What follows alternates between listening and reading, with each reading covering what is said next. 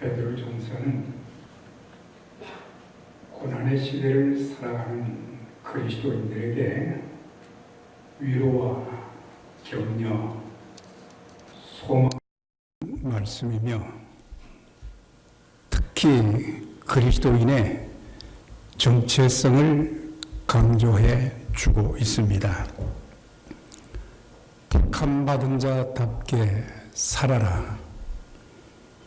왕같은 제사장답게 살아라. 거룩한 백성답게 살라고 하는 것입니다. 또한 주님이 겪으신 십자가의 고난을 기억하며 겸손과 인내, 사랑과 화평, 축복하는 삶, 그리고 고난과 고통 중에서도 세상을 향하여서 본보기의 삶을 살아야 될 것을 강조해 준 것이 베드로전서와 후서의 핵심 메시지가 되겠습니다. 오늘 우리가 함께 봉독한 이 말씀 중에 맨 앞에 오는 것이 만물의 마지막이 가까웠으니, 그래서 이 마지막이라는 단어가 나왔는데, 우리가 이 마지막을 생각할 때 두 가지의 마지막을 우리가 나누어 생각할 수 있습니다. 하나는 주님의 재림과 더불어 죄로 가득한 이 세상이 불의 심판을 받아 멸망하는 그런 날이 점점 가까이 다가오고 있고, 다른 하나는 우리 인생의 마지막도 점점 가까이 다가오고 있습니다. 우리가 이 땅에 얼마나 더 살게 될지 우리는 전혀 알 수도 없고 보장된 것도 없습니다. 오직 하나님이 생명을 붙들어 주시는 그날까지만 우리는 살게 되는 것입니다. 그러기에 주님이 부르시면 그 즉시 다 놓고 가야 하는 것이 우리의 인생인 것입니다. 이 마지막이라고 하는 그 의미는 더 이상 기회가 없다. 우리가 2번 살 수 있다, 3번 살 수 있다. 그렇다면 우리는 기회가 있지만, 한 번 주어진 인생, 우리는 그 기회를 낭비해서도 안 되기 때문에, 그러므로 우리는 말세의식, 심판의식, 책임의식을 가지게 될 때에 정신 차리고 하나님의 뜻대로 살고 우리 인생의 마지막을 가장 잘 마무리하며 주님 앞에 담대히 설 수 있게 될 것입니다. 오늘 이 말씀은 사도 베드로를 통해서 마지막 시대를 그리스도인들이 어떻게 살아야 되는가. 네. 그래서 이 마지막 때가 되었을 때, 그날이 언제일는지 우리는 알 수 없지만 그날이 올 때까지 이 땅에서 하나님께서는 우리가 하나님의 자녀답게 살기를 원하시고, 하나님의 뜻을 이루어 드리는, 하나님께 영광 돌리는 그런 삶을 살기를 원하고 계신 것입니다. 7절의 말씀 보면은 너희는 정신을 차리고 깨어 기도하라. 그러니까 그 마지막 삶의 끝이 오기 전까지 우리의 삶은 정신 차리고 깨어 기도하는 생활이 되어야 된다. 우리가 정신을 차리지 않으면 하루하루 내 인생의 우선순위가 뒤바뀌게 되는 것입니다. 먼저 해야 될 것, 중요한 것부터 해야 되는데 우리가 정신 차리지 못하면 우선순위가 뒤바뀌어서 하늘의 것보다는 땅의 것을 더 중시하게 되는 것입니다. 이 땅에 있는 모든 것들은 주님이 재림하시면 전부 불타 없어질 것들밖에 없습니다. 우리가 하나님 앞에 인정받을 수 있는 것은 우리가 예수 그리스도를 믿었다고 하는 것과 더불어 이 땅에 사는 동안 하나님께서 주신 건강과 재물과 그리고 우리에게 주어진 은사를 가지고 얼마나 충성하면서 하나님께 영광 돌리는 삶을 살았는가, 거기에 하나님의 인정이 있게 되는 것입니다. 그리고 가장 중요한 것보다는 별로 중요하지 않은 것에 집착하게 된다는 것입니다. 우리가 신앙생활하면서 또 가정생활하면서 사회생활하면서 가장 중요하게 여겨야 될 것들이 뭐가 있겠습니까? 모든 것이 다 중요하지만 정말 하나님께서 원하시는 것은 땅의 것보다도 하늘의 것, 그리고 가장 중요한 것은 주님께 인정받아야 될 것, 그리고 본질적인 것보다는 비본질적인 것의 삶의 전부를 거는 어리석은 그런 자들은 마지막 날에 내 인생의 마지막에 후회와 부끄러운 모습으로 인생을 마감하게 되는 것입니다. 그래서 우리는 깨어 기도함으로 옳고 그른 것, 더 중요하고 덜 중요한지를 분별할 수 있는 영적인 통찰력을 가지고 살아가야 될 것입니다. 그러면 왜 우리는 기도해야 되는가? 여러 가지 이유가 있지만 첫째는 하나님과 나와의 바른 관계를 위해서 우리는 기도해야 됩니다. 다시 말씀드리면 하나님과의 관계가 바로 되어지면 형통하는 역사가 있게 되고 하나님의 보호와 인도하심을 받을 수 있게 되고 또한 모든 기도의 제목도 또한 아름답게 응답되어지는 그런 역사가 있기 때문에, 그래서 우리가 예배를 드리러 와서도 가장 중요한 것이 뭐겠습니까? 하나님과 나와의 사이에 막힌 것은 혹시 있지 않는가? 이걸 점검해야 돼요.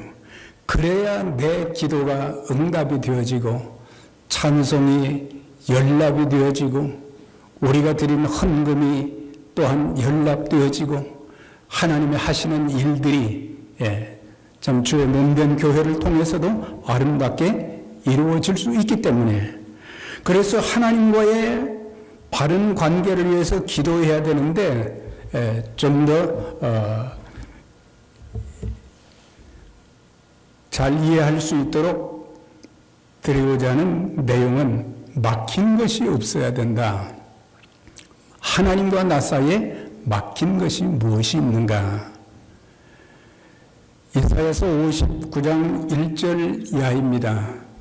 여호와의 손이 짧아 구원치 못하심도 아니요 여호와의 귀가 둔하여 듣지 못하심도 아니라 오직 너희와 나 사이에 뭐가 가리웠고요? 죄가 가리웠고 그 죄가 너희 기도를 듣지 못하게 하심이니라. 그래서 주님께서는 하나님의 자녀들에게 이런 말씀을 하셨어요. 아무것도 염려하지 말고 모든 일에 기도와 간구로 너희 구할 것을 감사함으로 하나님께 아뢰라. 그리하면 모든 지각에 뛰어난 하나님의 평강이 생각과 마음을 지키시리라. 그뿐만 아니라 하나님이 하시고자 하는 일들이 놀랍게 나타난다는 것입니다. 깜짝깜짝 놀랄 정도로 나는 희망이 없다고 보았는데 하나님은 희망을 가득 채워주시고, 또한 나는 연약하다고 생각했는데 하나님의 능력이 나를 사로잡고 있고 나는 어떻게 해야 될지 몰라서 당황하는데 우리가 막힌 것이 없이 바른 관계로 기도하게 될 때에 치유의 역사도 있게 되고 또한 모든 필요한 것을 공급해 주시는 하나님의 역사도 있게 되는 것입니다. 또한 하나님의 뜻을 분별하기 위해서 우리는 기도해야 된다는 것입니다. 우리는 구할 것이 참 많고 또 성도님들 이 앞에서 이렇게 제가 뵈니까 어떤 분들은 눈물 글썽글썽하면서 찬송을 드리는 그런 모습, 또 마음으로 갈망하는 그런 모습들이 참 보이는데, 중요한 건 내 당면한 문제도 해결해야 되지만 하나님께서는 나에게 어떤 뜻을 우리가 가지고 살기를 원하시는지 그걸 확인할 수 있어야 되는 것입니다. 우리 주님께서는 이 땅에 오셔서 3년 반 동안의 공생의 사역을 사시면서 자신의 모든 사역은 전부 하나님께 초점을 맞췄다고 하는 것입니다. 나에게가 아니라 하나님의 뜻에 맞게 하면 하나님께서 나머지는 책임져 주시는 줄 믿습니다. 요한복음 6장 38절입니다. 내가 하늘에서 내려온 것은 내 뜻을 행하려 함이 아니요 나를 보내신 이의 뜻을 행하려 함이니라. 그리고 말씀하시면서 나를 보내신 이의 뜻은 내게 주신 자 중에 내가 하나도 잃어버리지 않고 마지막 날에 살리는 것이니라. 예수님께서 오신 목적, 그건 하나님의 뜻이었습니다. 그 하나님의 뜻은 또 구체적으로 뭡니까? 살리는 것이라고 그랬습니다. 그래서 하나님의 뜻은 영혼을 구원하고 바로 죄인을 자유하게 만드시는 하나님의 역사. 그래서 예수 그리스도께서는 이 땅에 오셔서 하나님의 뜻을 아시고 사역하시면서 그리고 십자가에 못 박혀 운명하시기까지 이 모든 마지막 주님이 가지고 계신 것, 주님에게 있으신 모든 것을 영혼 구원을 위해서 모든 죄인들이 회개하고 하나님께 돌아오기를 소원하면서 올인하신 것을 보게 됩니다. 또한 삶의 난제를 해결받기 위해서 우리는 기도해야 되는 것입니다. 우리가 한평생 사는 동안 전혀 예상치 못한 삶의 복병들이 어느 날 갑자기 내게 치고 들어오게 됩니다. 여러 문제들을 많이 만나게 됩니다. 그때마다 우리는 Why me? 왜 하필 접니까? 저는 믿음으로 살기를 원하고 저는 말씀대로 살기를 원하고 저는 제게 주어진 모든 것들을 동원해서 하나님의 거룩한 일을 하고자 하는데 왜 이런 힘든 상황을 허락해 주십니까? 그러면서 세상 사람들이 하는 말이 뭡니까? 큰일 났네. 어떻게 하지? 전능하신 하나님께 우리의 모든 것을 맡긴다면 반드시 내 믿음대로 되리라고 우리 주님께서 말씀하시면서 내가 병에서 건강하여 졌느니라 이렇게 말씀해 주실 줄 믿습니다. 그래서 우리에게 엎드려 기도하면 주님께서는 응답하시고 문제를 해결해 주시고 병든 자는 치유해 주시기 때문에 우리가 하나님께 기도의 중요성을 여기서 알려주고 있어요. 예레미야 33장 3절입니다. 너는 내게 부르짖으라. 너는 누구예요? 최 목사만 말하는 게 아닙니다.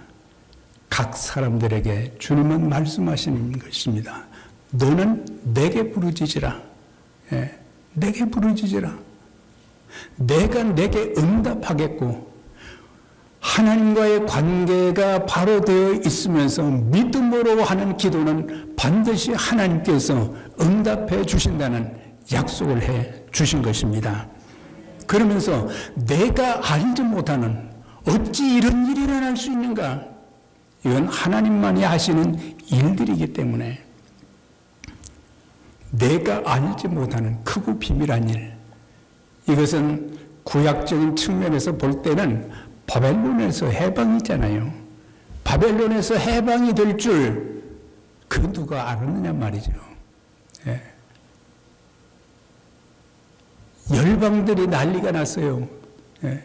여호와께서 저희를 위해서 대사를 행하셨으니 우리는 기쁘도다 그랬어요.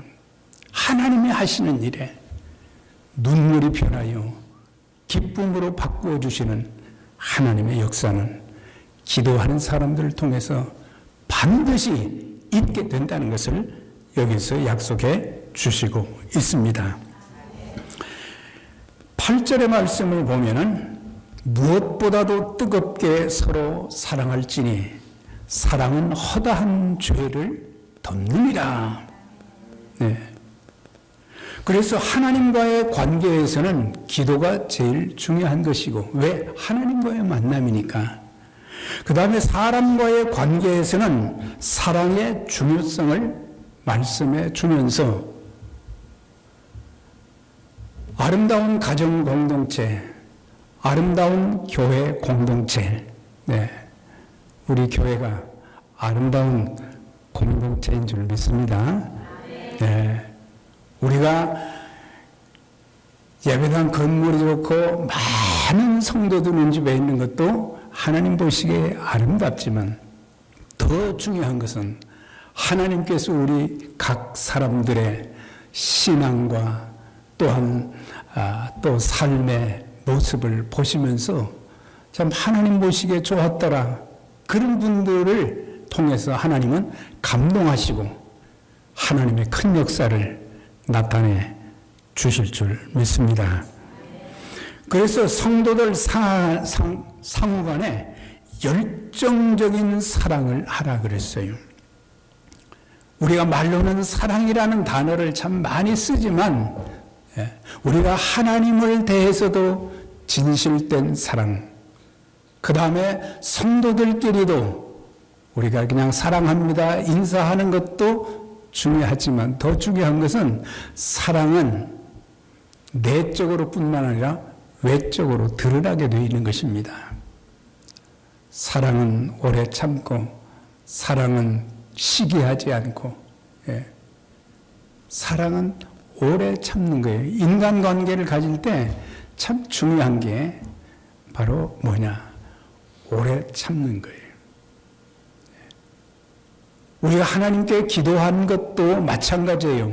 어느 날 갑자기 해결해 주시기도 하지만 때로는 시간의 간격을 두면서 우리를 다듬으시면서 또 응답해 주시는 놀라운 역사도 있게 되는 것입니다. 그래서 주님은 이 땅에 오셔서 평생 사랑의 삶을 사신 거예요. 말씀으로 사랑하라는 그런 내용도 성경에 많이 나오지만 주님은 행동을 통해서, 행위를 통해서 사랑을 구체적으로 나타내 보여주셨어요. 제자들의 발을 씻기신 것도 마찬가지죠. 십자가에 매달려 고통당하시면서도 바로 제자들뿐만 아니라 모든 죄인들이 회개하고 하나님께 돌아와서 구원받을 수 있는 그런 역사를 위해서 끝까지 자신의 희생을 통해서 더 많은 영혼들이 구원받기를 그렇게 원하셨던 것입니다.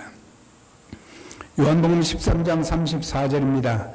새 계명을 너희에게 주노니 서로 사랑하라. 내가 너희를 사랑한 것 같이 너희도 서로 사랑하라. 제자들에게는 사랑이라는 단어가 어울리질 않았어요. 3년 반 동안 그렇게 제자들을 훈련하시고 말씀으로 가르치시고 그랬지만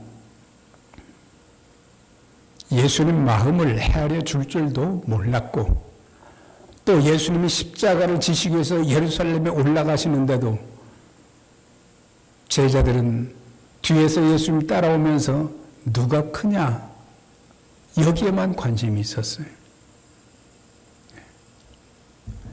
그런 제자들에게 발을 씻어주시고 하신 말씀이 단순히 발 씻은 것으로 끝나는 것이 아니죠. 너희가 서로 사랑하면 이로써 모든 사람이 너희가 내 제자인 줄 알게 되리라 그랬어요. 제자 훈련 성경 공부해서 제자가 아니라 주님의 마음을 헤아릴 줄 알고 주님의 뜻을 깨닫고 순종하여 그 말씀대로 살아가는 그 사람들을 이제 기대하시면서 서로라는 단어가 3번씩이나 반복되는 거예요. 서로 사랑하라. 사람들은요, 받는 것을 참 좋아해요. 저도 뭐 포함되어 있겠죠. 받는 거. 그런데 받을 사랑만 계수하지 말라고 하는 그런 복음성가도 있잖아요.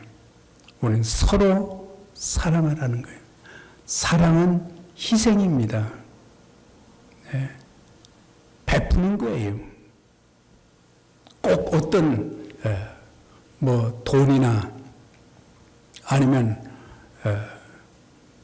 뭐 특별한 음식이나 그것도 있지만 그것도 한 일부분이지만 더 중요한 것은 서로 사랑한다는 저 사람이 나를 참 사랑하고 있구나 이걸 느낄 수 있어야 되는데 그게 우리한테 부족하다는 거예요. 그래서 서로 사랑하라. 한 사람은 사랑하는데 다른 사람은 사랑하지 않으면 서로가 될 수가 없는 거예요. 오늘 8절 하반부에는 사랑은 허다한 죄를 덮는다. 허다한 죄를 덮는다는 뜻은 죄를 부당하게 덮어버린다는 의미가 아닌 죄를 용서하라고 하는 거예요.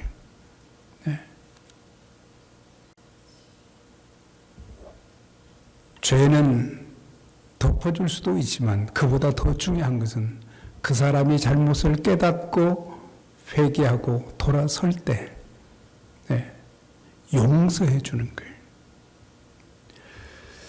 제가 교회 생활을 참 오래 했어요. 참 많이 하면서 매 주마다 또 뭐 집에서나 어디 가서 기도하게 되면은 꼭 하나님 용서해 주세요. 그런 기도를 참 많이 해요. 그런데 참 놀랍게도 제가 하는 그 기도를 응답을 해 주시는 성령의 역사를 많이 볼 수 있었어요. 그래서 감사하죠. 그런데 종종 감사한 것이 많음에도 불구하고 나는 그렇게 많이 용서를 수백 번, 수천 번, 수만 번 하나님께 받아놓고 눈에 보이는 나를 기분 나쁘게 한 사람들, 그런 사람들을 용서하지 못하는 그런 사람들은 참 용서가 안 돼요. 그런데 우리가 알아야 될 것은 우리가 거기까지 낮아져야 우리의 기도는 아름답게 응답해 주시는 하나님의 역사를 경험하게 될 것입니다. 사랑은 상대의 잘못을 기록해 두지 않고 서로를 깎아내리거나 험담하지 않으며 세워주고 용서하는 것입니다. 부부간에도 사랑은 희생하는 것입니다. 성도 간에도 서로 희생하는 것입니다.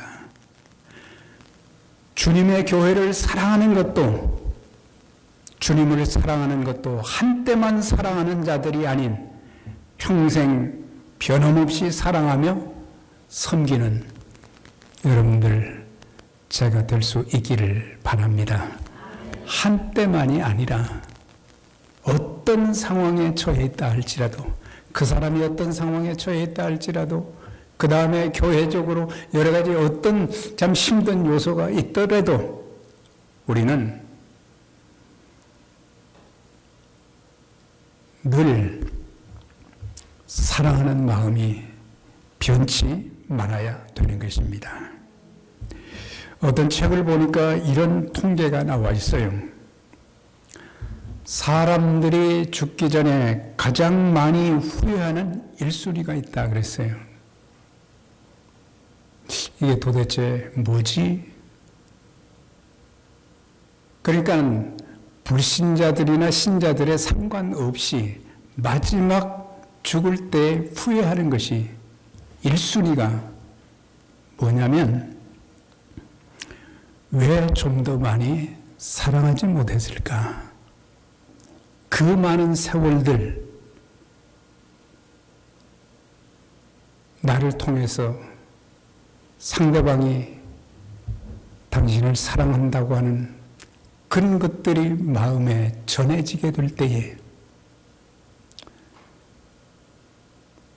두 사람의 삶은 남은 삶의 기간 동안 얼마나 아름다워지겠어요.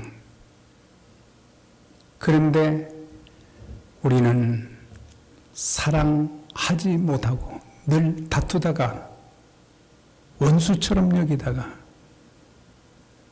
마지막 순간 숨이 끊어지기 전에 나는 왜 사랑하지 못했을까? 저와 여러분, 우리 모두가 주님 앞에 설 날이 언제 있는지는 모르지만은 우리 모두 정말 서로 사랑하면서 정말 가정 공동체가 아름다운 모습으로, 그래서 말도 조심하는 거예요. 기분이 나빠도 웃는 것입니다. 대화를 하지 않으려고 그렇게 했어도 더 악착같이 찾아가서 인사하고 서로를 위해서 격려해주고 이런 것들이 있다면,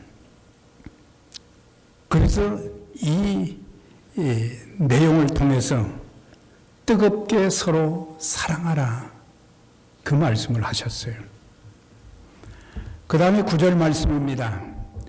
서로 대접하기를 원망 없이 하라 그랬어요. 초대교회 당시에는 지나가는 나그네를 대접하는 것은 사랑 실천의 한 방법이었습니다. 나그네가 지나갈 때 들리면은 잠자리만 제공해 주는 것이 아니었어요. 왜냐하면 당시에는 복음 때문에 고난과 핍박을 받는 그리스도인들이 쫓겨다니면서 전도 생활을 하는 등 어려운 처지에 있었던 자들이 참 많았어요.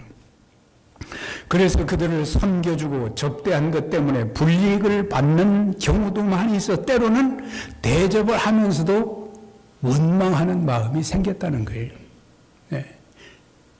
내가 그렇게 대접해 주었는데 오히려 그 사람들 때문에 더 불이익을 당한다. 그래서 여기에 대한 히브리서 13장 1절에 이런 말씀이 있습니다. 형제 사랑하기를 계속하고, 이건 앞부분이죠. 그 다음에 손님 대접하기를 잊지 말라. 잊지 말라.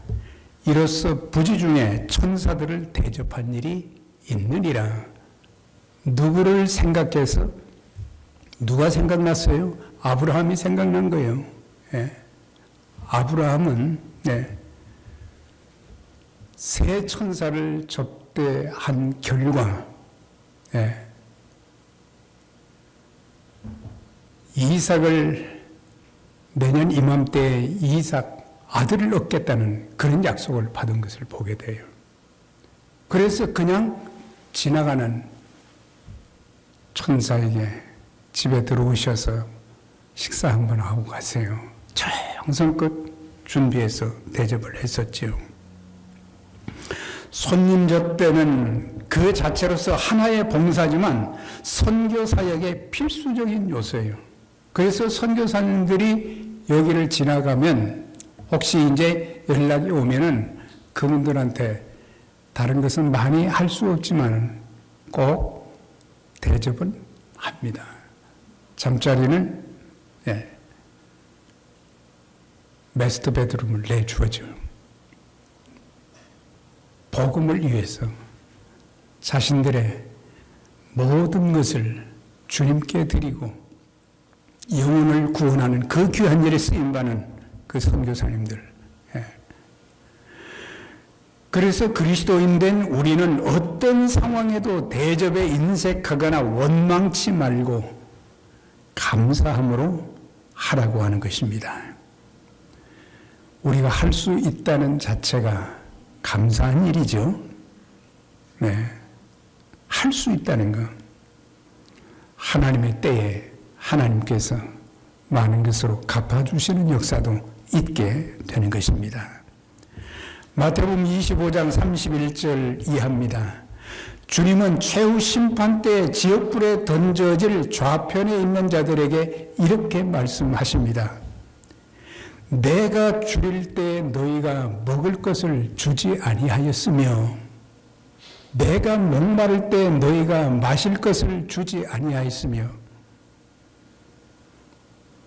나그네 되었을 때 영접하지 아니하였고 헐벗었을 때 옷 입히지 아니하였고 병들었을 때 옥에 갇혔을 때 돌아보지 아니하였느니라. 좌편에 있는 자들, 우편에 있는 자들이 아니라 좌편에 있는 자들. 우편에 있는 자들은 그렇게 했어요. 근데 좌편에 있는 자들은 그렇게 하지 않았어요. 그들이 답하기를 언제 주님께서 줄이시고 목마르시고 나그네 되셨고 헐벗으시고 병드시고 옥에 갇히셨습니까? 그때 주님이 말씀하십니다. 너희가 여기 있는 내 형제 중 지극히 작은 자 하나에게 한 것이 곧 내게 한 것이니라 그랬어요. 우리는 지극히 작은 자, 별 볼 일이 없는 나에게 유익이 되지 않는 그런 사람들은 그냥 우리는 등을 돌려버릴 때가 참 많잖아요. 그런데 바로 그런 자들에게 한 것이 곧 내게 한 것이니라. 그렇게 말씀해 주고 있어요. 사랑하는 여러분, 할 수 있을 때 우리도 할 수 있기를 바랍니다. 성령께서 감동 주실 때 순종할 수 있기를 바랍니다. 우리가 교회를 섬긴다든지 가정생활을 하든지 인간관계를 가지든지 성령께서 우리의 마음을 감동시키면서 이렇게 하라고 하는 감동을 주실 때 힘들지만 제가 그렇게 순종하겠습니다. 순종하면 하나님의 큰 일들이 저와 여러분들에게 있게 될 줄 믿습니다. 그 다음에 10절의 말씀을 보면 선한 청지기같이 서로 봉사하라 그랬어요. 각양 은사를 받은 대로란 은사의 다양성을 말하고 있는 것입니다. 은사의 다양성이라는 것은 성경에는 신약 성경에는 이 은사의 종류가 거의 한 28가지가 되는 거예요. 그리고 예수를 믿는 자들에게 성령님께서 은사를 주어서 하나님의 사역을 감당할 수 있도록 은사를 주셔서 그들을 사용하시는 거죠. 나는 이런 은사가 있는데 저 사람에게는 또 다른 은사를 주셔서 서로 연합이 되어서 우리 몸의 지체처럼 서로 연합이 되어서 우리 몸이 건강해진 것처럼 교회가 건강해질 수 있도록 만드는 그런 역할.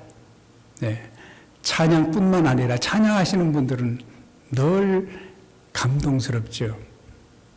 그렇지만 다른 분들도 다른 은사가 있어요. 접대하는 은사도 있고, 예, 기도하는 은사도 있고, 예, 구제하는 은사도 있고, 각각 주신 은사.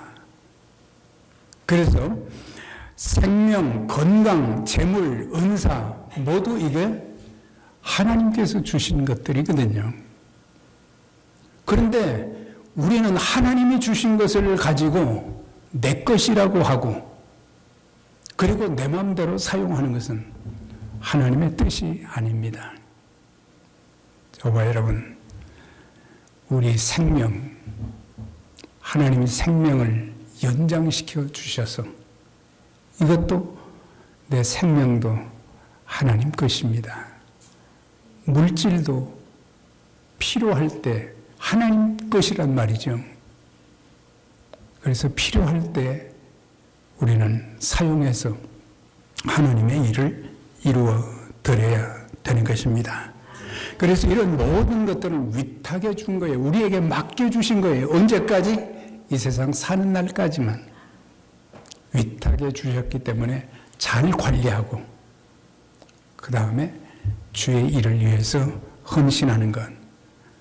그러면서 11절의 말씀 보면은 이제 각각 은사를 가지고, 그러니까 두 가지 은사로 나눌 수 있는데, 하나는 언어의 은사, 설교, 교육, 전도, 찬양, 간증을 통한 사역들은 하나님이 말씀하시는 것처럼 하라 그랬어요. 그러니까 내 말 하지 말고 하나님이 말씀하시는 것처럼, 하나님께서 성령님을 통해서 말씀해 주시는 것, 그것을 사용하는 것처럼 하라 이 말이죠. 그 다음에 행위의 은사는 몸의 은혜, 몸으로 봉사하는 것, 구제, 치유, 기적을 행함, 영분별의 은사를 사용할 때는 자기 힘으로 하는 것이 아니라 하나님께서 공급해 주시는 힘으로 한다는 것을 강조해 주고 있습니다. 그래서 모든 은사가 하나님께로부터 왔기 때문에 자신의 능력을 과시하는 자세가 아닌 하나님이 주신 것 가지고 겸손하게 섬기면서 그 섬김을 통해서 하나님께 영광이 되기를 소원하는 그런 봉사야말로 참된 봉사가 될 수 있어요. 봉사의 최종 목적은 하나님의 영광에 있습니다. 베드로는 언어 사역과 행위 사역에 있어 하나님의 영광이 드러나기를 이렇게 소원했던 것을 보게 되는데, 이제 마지막 시대를 살아가는 성도 여러분, 주님께서 머지않아 심판주로 이 땅에 다시 오실 때까지, 우리에게 생명 주시는 날까지 정신 차리고 깨어 기도하십시다. 뜨겁게 서로 사랑하며 삽시다. 주의 일을 하다가 원망하지 맙시다. 또한 받은 은사로 주님의 교회와 주님 나라 확장에 쓰임받으며 하나님께 최고의 영광을 올려드리는 저와 여러분 다 되시기를 주의 이름으로 축원합니다.